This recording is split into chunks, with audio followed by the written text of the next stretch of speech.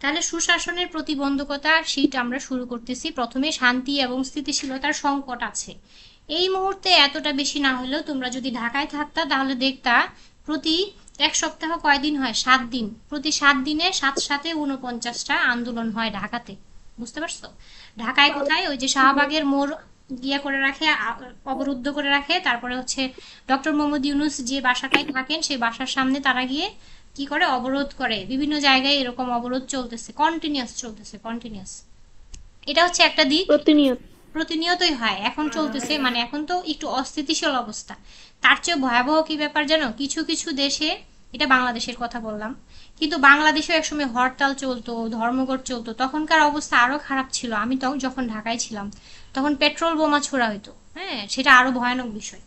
এটা আছে। আবার কিছু কিছু দেশে কি আছে, জাতিগত দাঙ্গা আছে, যেমন মিয়ানমার থেকে সব রোহিঙ্গাদেরকে মেরে মেরে তাদের বাড়িঘর জ্বালায় পুড়ায় তারপরে আমাদের দেশে পাঠায় দিচ্ছে।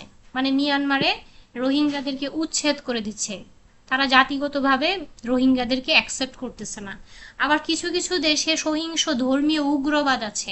এটা ওই রোহিঙ্গার যে বিষয়টা, এখানে কিন্তু ধর্মীয় ব্যাপার আছে। মিয়ানমার হচ্ছে বৌদ্ধ কান্ট্রি, আর এরা রোহিঙ্গা, যারা রোহিঙ্গাস পিপল, তারা হচ্ছে মুসলমান, সেখানে ধর্মীয় উগ্রবাদ আছে। এরকম পৃথিবীর বিভিন্ন দেশে, আরো আফ্রিকার দেশগুলোতে গৃহযুদ্ধ আছে। মানে গৃহযুদ্ধ মানে দেশের ভিতরে বিভিন্ন সন্ত্রাসী গোষ্ঠী কিংবা বিভিন্ন বিদ্রোহী গোষ্ঠী একে অপরের বিরুদ্ধে যুদ্ধ করতেছে, আর এতে করে সাধারণ মানুষজন, বেসামরিক মানুষজন মারা যাচ্ছে। ঠিক আছে না? তাহলে এই যে বিষয়গুলা, এটাতে কি হয়, এটাতে প্রথম কথা হচ্ছে মানুষ মারা যায়, প্রথমেই মানুষের জীবন নষ্ট হয়, তারপর মানুষের স্বাধীনতা নষ্ট হয়, মানুষের সম্পদ নষ্ট হয়, হুমকির মুখে পড়ে। তাহলে এই যে বিষয়গুলা, এগুলো যখন হয় একটা দেশে, যুদ্ধ, জাতিগত দাঙ্গা, সহিংস ধর্মীয় উগ্রবাদ, তখন এই বিষয়গুলো হয়, জীবন, স্বাধীনতা, সম্পদ হুমকির সম্মুখীন হয়। এবং এতে করে মানবাধিকার এবং মানবিক মর্যাদা ভুলুণ্ঠিত হয়। মানবাধিকার লঙ্ঘন হইল না, একটা মানুষকে নিরপরাধ, সে জানেই না তাকে কেন মেরে ফেলতেছে। মনে করো এই দেশে যুদ্ধ লেগে গেছে, তাহলে সাধারণ মানুষকে যে মেরে ফেলা হচ্ছে, যুদ্ধের নিয়ম কি? যুদ্ধের নিয়ম হচ্ছে এক দেশের আর্মি আরেক দেশের আর্মিকে অ্যাটাক করবে, তারা কোনো সাধারণ মানুষকে মারতে পারবে না। জেনেভা কনভেনশন নামে একটা কনভেনশন আছে, মানে একটা রুলস আছে, সেখানে বলা আছে, 4টা রুল আছে সেখানে। সেই 4টা রুলের মধ্যে এটাও আছে যে বেসামরিক লোকজনকে এভাবে হত্যা করা যাবে না। কিন্তু যখন যুদ্ধ শুরু হয়ে যায় তখন কিন্তু এইগুলো আর কনসিডার করা হয় না, যেটা বাংলাদেশে হয়েছিল 1971 সালে। ঠিক আছে? তাহলে গল্পটা আর আমি না বাড়াই, গল্পটা এখানে শেষ করে দেই, যে যখন যুদ্ধ হয়, জাতিগত দাঙ্গা হয়, সহিংস ধর্মীয় উগ্রবাদ থাকে একটা দেশের ভিতরে, তখন সেখানে মানবাধিকার থাকে না, মানবিক মর্যাদা ভুলুণ্ঠিত হয়। আর এইরকম একটা দেশে মানুষের স্বাভাবিক জীবনযাত্রা বাধাগ্রস্ত হয়। ঠিক আছে না? এবং এতে করে সুশাসন প্রতিষ্ঠার ক্ষেত্রে অশান্তি এবং অস্থিরতা একটা গুরুতর বাধা হিসেবে আমরা পরিলক্ষিত করি। তার মানে সুশাসন সেই দেশে প্রতিষ্ঠিত হইতে পারে না। তাহলে শান্তি এবং স্থিতিশীলতার সংকট হচ্ছে সুশাসনের অন্যতম প্রধানতম একটা অবস্টেকল বা কনস্ট্রেন্ট বা ব্যারিয়ার বা লিমিটেশন। কয়টা শব্দ বললাম? 4টা শব্দ বললাম, এবং সবগুলোর বাংলাই হচ্ছে সমস্যা বা প্রতিবন্ধকতা। মিলতেছে না? তা নিয়ে কিছু সিনোনিম চলে আসছে না এখানে? জি। হ্যাঁ। তারপরে হচ্ছে আরেকটা সমস্যা, দারিদ্র।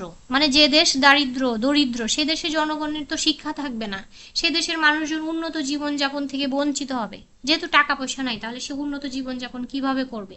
আর যেসব দেশের নাগরিক দরিদ্র থাকবে, হ্যাঁ, কিংবা অশিক্ষিত থাকবে, নিরক্ষর থাকবে, তারা কিন্তু রাজনৈতিকভাবে সচেতন হবে না। মানুষের যখন পেটে ভাত থাকবে না, যখন সে পড়াশোনা জানবে না, যখন তার চিকিৎসার জন্য যথাযথ টাকা পয়সা ব্যবস্থা নিতে পারবে না, তখন রাজনীতি তো অনেক পরের কথা, তাই না? রাজনীতি তো আসে তোমার মৌলিক চাহিদা পূরণ হওয়ার পরে, তাই না? তুমি যদি গিয়ে একজন জি। ভ্যান গাড়ি চালককে বা একজন রিক্সা চালককে বলো যে রাজনীতি সম্পর্কে তার এত অভিমত কি, সে কিন্তু এইগুলা নিয়ে এত বেশি বদার করে না, তার এগুলো চিন্তা না। তার আসল চিন্তা হচ্ছে আগামীকালকে বা এই সপ্তাহে আমার বাচ্চাটাকে স্কুলে কিভাবে পাঠাবো, বা এই মাসে তার স্কুলের বেতনটা কিভাবে দিব, এটা হচ্ছে তার মেইন চিন্তা। আর অন্যান্য বিষয়গুলো তো বাদই দিলাম। তাহলে যখন একটা দেশে দারিদ্র, অশিক্ষিত জনগণ এগুলো বেশি থাকবে, সেখানে কিন্তু মানুষ রাজনৈতিকভাবে অসচেতন থাকবে। আর যেখানে রাজনৈতিক সচেতন মানুষই থাকবে না, সেখানে তো সুশাসন প্রতিষ্ঠিত হবে কিভাবে? সেখানে তো ওইটা প্রতিষ্ঠা হওয়ার রাস্তা একেবারে থাকবে ক্লোজ। তাহলে দারিদ্র এবং সুশাসন একসাথে চলতে পারে না। মিলল? ট্রু? ওই যে বলে না ডান পাশ বাম পাশ তারপরে প্রুভড, প্রমাণিত, তাহলে যেখানে দারিদ্র্য এবং সুশাসন থাকবে একসাথে দুইটা চলতে পারবে না। 2 নাম্বার পয়েন্ট শেষ। 3 নাম্বার আসো, ক্ষমতার ভারসাম্য প্রতিষ্ঠা করা।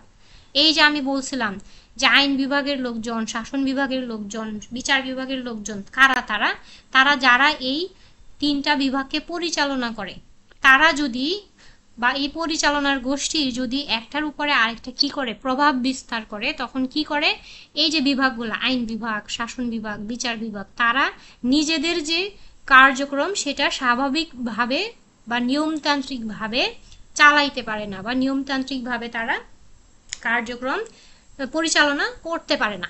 ঠিক আছে, তাহলে সুশাসন প্রতিষ্ঠা করতে হলে কি করতে হবে? এই আইন বিভাগ, শাসন বিভাগ এবং বিচার বিভাগের তার যে কাজ, যে বিভাগের যে কাজ সেটা নিয়মতান্ত্রিকভাবে ভাগাভাগি করে নিতে হবে। ক্ষমতার ভাগাভাগি ভাগাভাগি সেখানে থাকতে হবে। এখানে একটা কথা আছে দেখো, বিচার বিভাগীয় পর্যালোচনার বিধান সংবলিত একটি স্বাধীন বিচার বিভাগ এবং জনপ্রতিনিধিদের জবাবদিহিতা নিশ্চিত করতে যথাযথ ক্ষমতা সম্পন্ন একটি আইনসভা থাকতে হবে। দুইটা বিষয় এখানে খুব গুরুত্বপূর্ণ। একটা হচ্ছে স্বাধীন বিচার বিভাগ, আরেকটা হচ্ছে একটা আইনসভা, মানে জাতীয় সংসদ আমাদের যেরকম পার্লামেন্ট যেরকম, এরকম একটা আইনসভা থাকবে যেখানে অবশ্যই অবশ্যই জনপ্রতিনিধিরা জবাবদিহি করবে। কি করবে? জনপ্রতিনিধিরা জবাবদিহি করবে। তাহলে কি হবে? ক্ষমতার একটা ভারসাম্য তৈরি হবে। এই বিষয়টা ক্লিয়ার হয়েছে যে স্বাধীন বিচার বিভাগ আর হচ্ছে জনপ্রতিনিধিরা, মানে যারা ওই যে মেম্বার অফ পার্লামেন্ট, যারা রাজনীতিবিদ, তারা কি করবে? আইনসভার কাছে জবাবদিহি করবে। ঠিক আছে, এরপর আমরা যাই সামনে। আমলাতন্ত্রের সংস্কার, এটা কি জিনিস? আমলাতন্ত্রের কথা আমি বারবার বলি। আমলাতন্ত্র মানে হচ্ছে সরকারি কার্যক্রম যারা চালায় বা সরকারি প্রতিষ্ঠানে যারা কর্মরত, হ্যাঁ, তাদেরকে এই আমলা বলা হয়, আমলা। তাহলে এই সুশাসন প্রতিষ্ঠার জন্য সরকারি কার্যক্রমের দক্ষ ব্যবস্থাপনা দরকার। তাহলে আমলাতন্ত্র যদি ভেঙে পড়ে বা আমলাতন্ত্র যদি দুর্বল হয়, অদক্ষ হয়, দুর্নীতি পরায়ণ হয় বা রাজনীতি দ্বারা তোমার হচ্ছে যে কোনো একটা পক্ষের অধীনস্থ হয়, তাহলে কি হবে? তাহলে সেখানে কিন্তু সুশাসন প্রতিষ্ঠিত হবে না। তাহলে আমলাতন্ত্র কি হবে? এই যে দেখো এখানে পুরাটা লেখা আছে, আমলারা প্রায়ই সিদ্ধান্ত গ্রহণে গোপনীয়তা রক্ষা করে চলেন, এতে করে তাদের কার্যক্রমে স্বচ্ছতা থাকে না। তাহলে প্রথম কথা, তাদের কাজে স্বচ্ছতা নিয়ে আসতে হবে। আমলাতান্ত্রিক জটিলতার কারণে সিদ্ধান্ত বাস্তবায়নে অনেক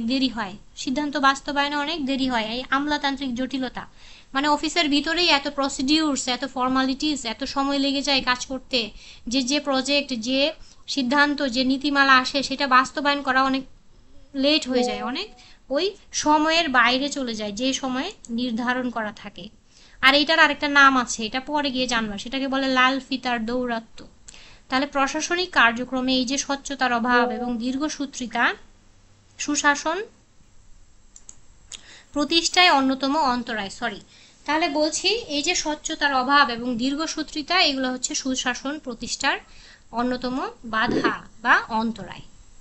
তাহলে প্রথমটা কি ছিল তানিয়া? ম্যাম প্রথমটা ছিল, হ্যাঁ, কে আমাকে ডাক? ম্যাম লাল ফিতার দৌড়ানো। লাল ফিতার দৌরাত্ম্য অন্য একটা ক্লাসে বলবো, এটাতে বললে তুমি পুরাটা বুঝতে পারবে না। আপাতত এই ইয়াটাতে ফোকাস করো, আর সমস্যাগুলোতে ফোকাস করো। প্রথমটা শান্তি ও স্থিতিশীলতার সংকট ছিল, হ্যাঁ, গুড। তারপর দারিদ্র, তারপর ক্ষমতার ভারসাম্য প্রতিষ্ঠা করা, ক্ষমতার ভারসাম্য প্রতিষ্ঠা করা, ক্ষমতা ভারসাম্য, তারপরে আমলাতন্ত্রের সংস্কার। আচ্ছা, এখন বলো ম্যাম, এগুলো তো এখানে দেখা যাচ্ছে, তারপর জিজ্ঞেস করতেছেন কেন? এটা জিজ্ঞেস করো। জি ম্যাম। আচ্ছা ঠিক আছে, মানে পড়াটার মধ্যে আছো কিনা নাকি অন্য কিছু করতেছো এই মুহূর্তে সেটা জানতে চাচ্ছিলাম। তাহলে আমলাতন্ত্রের সংস্কার করতে হবে, আমলাতন্ত্রের সংশোধন করতে হবে। সেই সংশোধনটা কি? আমলাতন্ত্রের সংশোধন হচ্ছে এই আমলাতন্ত্রের মধ্যে কি নিয়ে আসতে হবে? আমলাতন্ত্রের মধ্যে স্বচ্ছতা নিয়ে আসতে হবে এবং আমলাতন্ত্রের যে দীর্ঘসূত্রিতা, কোনো কাজ করতে গেলে যে অনেক সময় লেগে যায়, সেই সময় লাগানোটা এটা দূর করতে হবে। তাহলেই হচ্ছে আমরা সুশাসন প্রতিষ্ঠিত করতে পারবো। ঠিক আছে, এরপরে 5 নাম্বার হচ্ছে দুর্নীতি। দুর্নীতি হচ্ছে অন্যতম বাধা। আমি কথাটা শুরুই করেছিলাম, ঘুষ, দুর্নীতি, আইনের শাসন নাই, সেই জন্যই হচ্ছে কি হয় না, সুশাসন প্রতিষ্ঠিত হইতে পারে না। তাহলে দুর্নীতি হচ্ছে সুশাসন প্রতিষ্ঠার অন্যতম একটা বাধা। ঠিক আছে না? এখন দেখো, জি আপু। ব্যক্তি স্বার্থ হাসিলের উদ্দেশ্যে অর্পিত ক্ষমতার অপব্যবহারই দুর্নীতি। তাহলে দুর্নীতির সংজ্ঞা পেয়ে গেছো তুমি।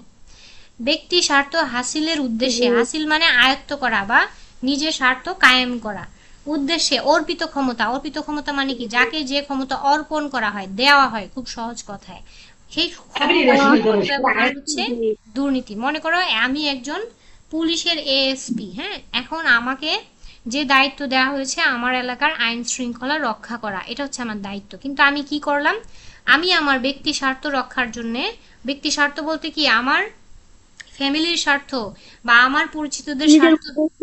জি হ্যাঁ নিজের স্বার্থ, পরিচিতদের স্বার্থ, কিংবা আমার পকেট ভারী করার জন্য আমি অন্যায়কে প্রশ্রয় দিলাম বা যারা অপরাধ করতেছে তাদেরকে আমি শেল্টার দিলাম, তখন সেটাকে কি হবে, এই যে আমাকে যে ক্ষমতা দেওয়া হইলো, আমার উপরে যে ক্ষমতা, সেটার আমি দুর্নীতি। অপব্যবহার করলাম, এবং তখন কি হয়ে গেল, সেটা দুর্নীতি। তাই না? দুর্নীতি। দুর্নীতি। তাহলে যে দুর্নীতি। কর্মকাণ্ড সাধারণভাবে অগ্রহণযোগ্য, সাধারণভাবে গ্রহণযোগ্য না, নীতি বিরুদ্ধ মানে নৈতিকতা নাই যেখানে, সেটাই হচ্ছে দুর্নীতি। দুইটা সংজ্ঞা এখানে আসছে। তাহলে দুর্নীতি ন্যায্যতা, মানবাধিকার, সাম্য, স্বচ্ছতা, এই সব কিছুর পরিপন্থী বলে এটি নিয়ন্ত্রণ যদি না করা যায় তাহলে কি হবে, সুশাসন প্রতিষ্ঠা করা সম্ভব হবে না। তাহলে দুর্নীতি সম্ভব। প্রতিরোধ করতে হবে। হ্যাঁ, তাহলে দুর্নীতি প্রতিরোধ করতে হবে। আমি কিন্তু প্রত্যেকটা পয়েন্টের পরে একটা জিনিস বলতেছি, তোমরা খেয়াল করতেছো কিনা, সেটা হচ্ছে এইটা হচ্ছে সমস্যা আর এটা এইভাবে সমাধান করতে হবে। দারিদ্র হচ্ছে সমস্যা, তাহলে এটা করতে হবে। হ্যাঁ, আমলাতন্ত্রের সংস্কার দরকার, কারণ আমলাতন্ত্রের এই সমস্যা আছে, জটিলতা আছে, তারপরে হচ্ছে স্বচ্ছতার অভাব আছে, তাহলে এটা করতে হবে। তাহলে তার মানে আমি কিন্তু একসাথে তোমাকে দুইটা টপিক পড়াচ্ছি, তুমি খেয়াল করেছো কিনা, যে একসাথে সমস্যাটা বলছি, আবার যদি তুমি বলো সুশাসনের প্রতিবন্ধকতা উত্তরণের উপায়, এই পয়েন্টগুলাই দিবা, কিন্তু নামটা হবে অন্যরকম। কিরকম? ক্ষমতার ভারসাম্য প্রতিষ্ঠা করা, এটা ঠিক আছে। আমলাতন্ত্রের সংস্কার, এটা ঠিক আছে। দুর্নীতির সাথে আরেকটু লাগাই দিতে হবে, দুর্নীতি অ্যাড করবা, দুর্নীতি প্রতিরোধ, দুর্নীতি প্রতিরোধ করতে হবে। ঠিক আছে না? তখন কিন্তু জাস্ট তুমি জি এই পড়াটা দিয়েই আরেকটার অ্যান্সার করে ফেলতে পারবা। বুঝতে পারছো? জি ম্যাম। মুনা বুঝতে জি পারছো? ম্যাম। মুনা, তাই না? নাকি মুনা?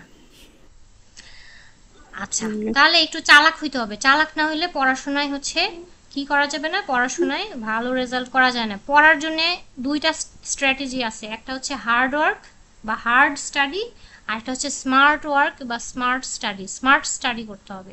বেশি হার্ড ওয়ার্ক করলেই যে অনেক ভালো রেজাল্ট হবে, বিষয়টা আসলে এরকম নয়। আমরা লাস্টে দুইটা পয়েন্ট পড়ব, অগণতান্ত্রিক নয়। রাজনৈতিক ব্যবস্থা আর নেতৃত্বের সংকট। রাজনৈতিক ব্যবস্থা অগণতান্ত্রিক কখন নেতৃত্বের হয়? সংকট।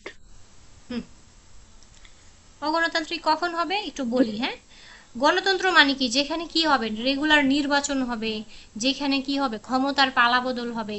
মনে করো 5 বছর একজন ক্ষমতায় ছিল, একটা দল ক্ষমতায় ছিল, সেই দল যদি ঠিকমতো তাদের কাজটা ঠিকমতো না করে বা পারফর্ম না করে বা গণতান্ত্রিক ঐতিহ্য ধরে না রাখে, গণতান্ত্রিক পন্থায় তাদের কাজগুলো না করে, তাহলে আমরা বলবো যে এই রাজনৈতিক ব্যবস্থায় এই দলকে আমরা ভোট দিব না, 5 বছর পরে আমরা অন্য দলকে ভোট দিয়ে অন্য দলকে ক্ষমতায় নিয়ে আসবো। এভাবে আস্তে আস্তে করে কি হবে, ক্ষমতার পালাবদল হবে। কিন্তু 5 বছর চলে যাওয়ার পরেও যদি একটা সুষ্ঠু নির্বাচন না হয়, তাহলে যে দুর্নীতিপরায়ণ সরকার ছিল সেই দুর্নীতিপরায়ণ সরকার পরবর্তী টার্মে আবার আসবে, এটাই তো স্বাভাবিক বিষয়, তাই না? তাহলে যখন জি একটা রাজনৈতিক ব্যবস্থায় যখন কি হবে না, ক্ষমতার পালাবদল হবে না, নির্বাচন সুষ্ঠু হবে না, তখন সেখানে আর রাজনৈতিক গণতান্ত্রিক রাজনৈতিক ব্যবস্থা আমরা বলতে পারি সেখানে থাকবে না। আর যেখানে গণতান্ত্রিক রাজনৈতিক ব্যবস্থা থাকে না, সেখানে কোনো সুশাসন প্রতিষ্ঠিত হইতে পারে না। ঠিক আছে না? পারে তাহলে না। এটার প্রতিরোধ কিভাবে হবে? প্রকৃত গণতান্ত্রিক ব্যবস্থায় সব সংগঠন, প্রতিষ্ঠান এবং রাজনৈতিক দলের প্রতিফলন থাকে। সেজন্য সুষ্ঠু রাজনৈতিক ব্যবস্থা না থাকলে, সুশাসন যেহেতু অধরা থাকে বা সুশাসন যেহেতু প্রতিষ্ঠিত হয় না, তাহলে আমাদেরকে গণতান্ত্রিক রাজনৈতিক ব্যবস্থা প্রতিষ্ঠিত করার জন্য নির্বাচনের মাধ্যমে ক্ষমতার পালাবদল করতে হবে এবং এর মাধ্যমে সুশাসনের প্রতিবন্ধকতা উত্তরণ করা সম্ভব হবে। ক্লিয়ার? লাস্ট পয়েন্ট, জি নেতৃত্বের সংকট। নেতৃত্বের সংকট কি? সুশাসন প্রতিষ্ঠায় দক্ষ এবং গণতান্ত্রিক চেতনায় উজ্জীবিত নেতৃত্বের প্রয়োজন হয়।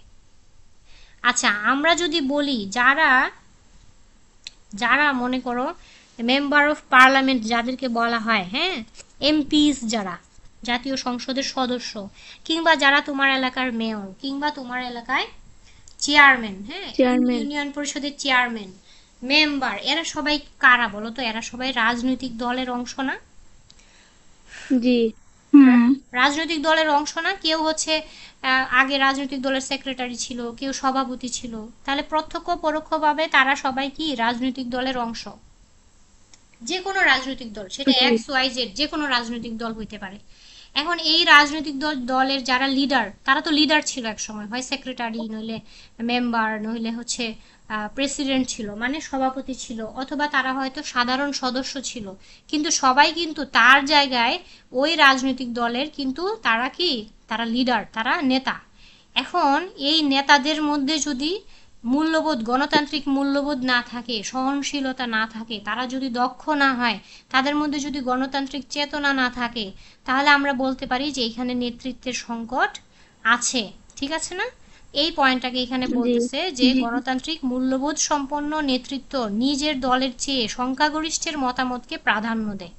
এই যে দেখছো, এটা হচ্ছে কালচার, যে নিজের দলের চেয়ে সংখ্যাগরিষ্ঠের মতামতকে যখন প্রাধান্য দেয় এবং তা বাস্তবায়নের উদ্যোগ নেয়, তখন কি হয়? প্রকৃত গণতান্ত্রিক মূল্যবোধ সম্পন্ন নেতৃত্ব কি হয় না, কখনোই শাসন ক্ষমতা এবং রাজনৈতিক পদ আঁকড়ে ধরে রাখতে চাইবে না। তারা চাইবে জনগণের কল্যাণ। তারা কি চাইবে? জনগণের কল্যাণ। যে আমি ক্ষমতায় থাকি বা না থাকি, কিন্তু জনগণের কল্যাণ অবশ্যই নিশ্চিত করতে হবে। আর সেই জন্য তারা কি করবে? অনেক সময় প্রয়োজনে তারা কি করতে পারে? ক্ষমতায় না থাকলেও তারা সহনশীলতার পরিচয় দিবে। বুঝতে পেরেছ?